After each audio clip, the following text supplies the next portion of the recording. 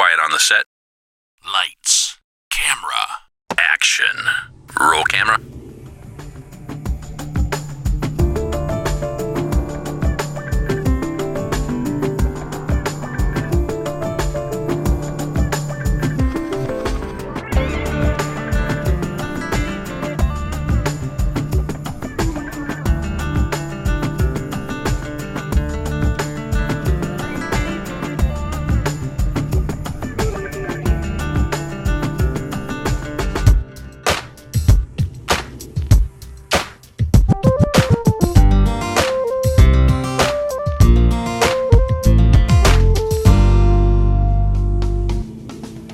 Welcome to podcast 16 called Gradients of Agreement.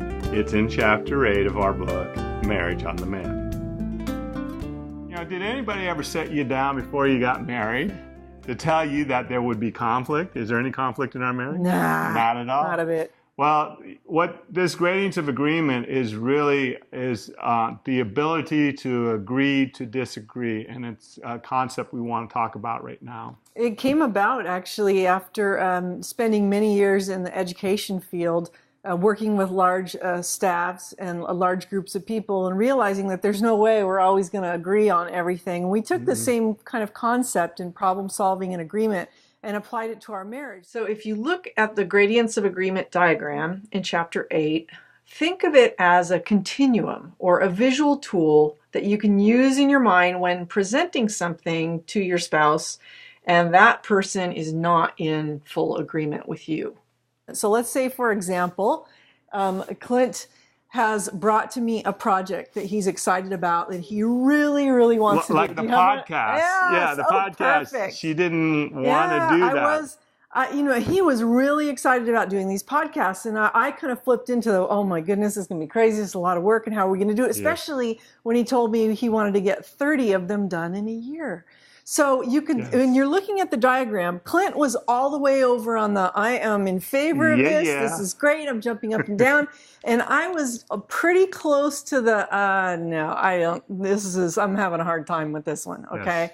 And so when we're in that kind of a place, we actually go back to prayer. And if you read along in the pages after the diagram in our book, it tells you, this has to be used in conjunction with our quiet times, because I had to go back to the Lord and say, Lord, do you want us to do these podcasts? If so, change my heart about those, because Clint was still jumping up and down, but he was taking it to God too and saying, do I need to tone it down a little bit? And, what we've realized is if we can come to an agreement, it's not always right there in the middle, but pretty close. It says, I can live with this decision. I'm going to support it. I'm not going to sabotage it. I want to lend you some support.